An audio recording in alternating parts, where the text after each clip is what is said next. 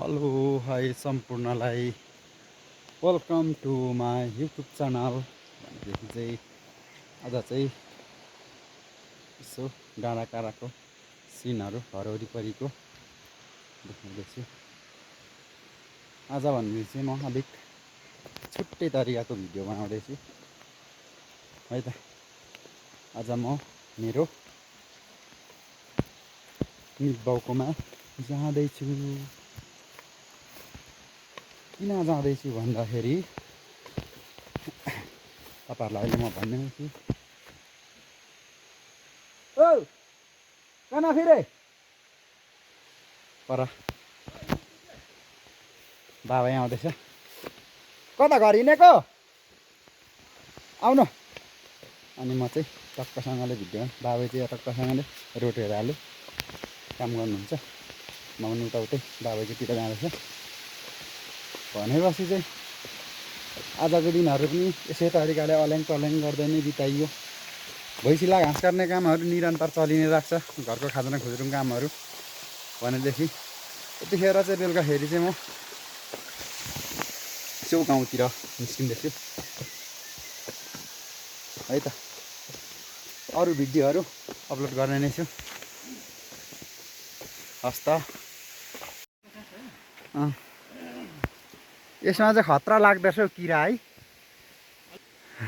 तिम्रो भुँडी चाहिँ बन्द गर है। बाबैको घरतिर लाग्यो काका भतिजो भएर एक्काइस त्यसै क्रममा चाहिँ अब हामी पनि एकदम चिप्लो भयो बाबा। यो तिमी नै लड्छौ कुन दिन। ल यता चाहिँ घाँस काट न यता चाहिँ। ल अहिले हाम्रो यो ठाउँमा चाहिँ हरियालीको दृश्यहरू हेर्न सकिन्छ भनेदेखि चाहिँ बाटोहरू फाड्ने काम चाहिँ बाँकी नै छ। ल सानोमा स्कुल पढ्दाखेरिको स्कुलबाट भागी आएर पौडी खेल्ने ठाउँ हाम्रो यही होइन बाबै। ल पेकुवा खोला भनिन्छ यसलाई चाहिँ। यहाँनिर यहाँ त्यति बारेर होइन पौडी खेलेर भङ्सै गरिन्थ्यो हेर्नुहोस् है। भनेदेखि चाहिँ यताउता चाहिँ ठुलो भिड छ। हाम्रो स्कुल उतो पर हो।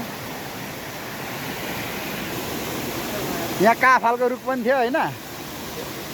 यहाँ तल झरेर मान्छेले काल नखोजेको त यहाँ पौडी खेलेर आएर यहाँनिर आएर घाम तापिन्थ्यो भनिसकेपछि मान्छे मूर्ख कति भइन्दो रहेछ त। अहिले मुटु काम छ होइन। ल पारितिर फेरि ढुसे लाग्ने खाली गयो।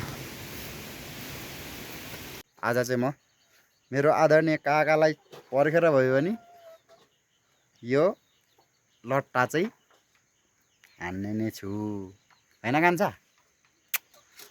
ल ल गाइजहरू होइन कपाल पनि ताक्लु बनाइयो होइन। अब अघि कपाल पाल्दाखेरि र अहिलेमा चाहिँ के डिफ्रेन्स देखिएको छ तपाईँहरूले चाहिँ कमेन्ट बक्समा गएर कमेन्ट छोडिदिनु होला है त।